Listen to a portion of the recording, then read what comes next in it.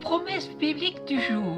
Parlons aujourd'hui de la résurrection. Le tombeau est vide. Jésus est ressuscité. Gloire au Dieu vivant. Nous avons une espérance qui fait vivre. Voyons quelques versets de la parole de Dieu pour nous en convaincre. Dans 1 Pierre chapitre 1 verset 3, « Moi je le sais, mon défenseur est vivant, et à la fin, il se dressera sur la terre. Après que ma peau sera détruite, moi-même en personne, je verrai Dieu. » Dans Job chapitre 19 verset 25 à 26, on les conduit comme des moutons dans le monde des morts, et la mort est leur berger. Dans le psaume 49, verset 15, Jésus lui dit « Celui qui relève de la mort, c'est moi. La vie, c'est moi. Celui qui croit en moi aura la vie, même s'il meurt. » Dans Jean chapitre 11, verset 25, l'ange dit aux femmes « Vous n'ayez pas peur. Je sais que vous cherchez Jésus, celui qu'on a cloué sur une croix. Il n'est pas ici. Il s'est réveillé de la mort. Comme il l'a dit, venez voir l'endroit où il était couché. » Dans Matthieu chapitre 28, verset 5 à 6, il est écrit « Ensuite, il dit à Thomas, avance ton doigt ici et regarde mes mains. Avance ta main et mets-la dans mon côté. Arrête de douter et crois. » Thomas lui répond « Mon Seigneur et mon Dieu. » Jésus lui dit « Tu crois parce que tu m'as vu. Ils sont heureux, ceux qui n'ont pas vu et qui croient. » Voyons Jean chapitre 20, versets 27 à 29. Est-ce que ta bouche affirme devant tous que Jésus-Christ est le Seigneur? Est-ce que tu crois dans ton cœur que Dieu l'a ressuscité de la mort? Dans ce cas, tu seras sauvé. En effet, quand nous croyons de tout notre cœur, Dieu nous rend justes.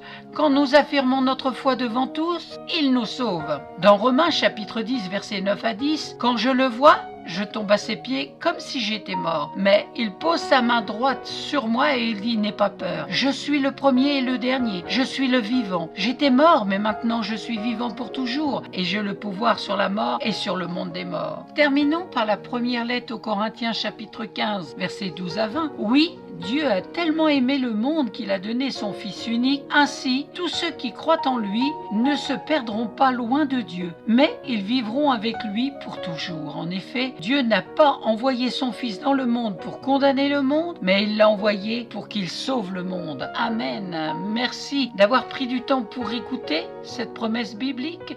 J'espère que la parole de Dieu vous a fait du bien, vous a éclairé, vous a encouragé. En tout cas, c'était le désir et mon intention. Que le Saint-Esprit vous en donne la révélation. Si vous ne possédez pas de Bible, n'hésitez pas à me contacter. Je vous en offrirai une et je vous donne rendez-vous à très bientôt pour une prochaine promesse biblique.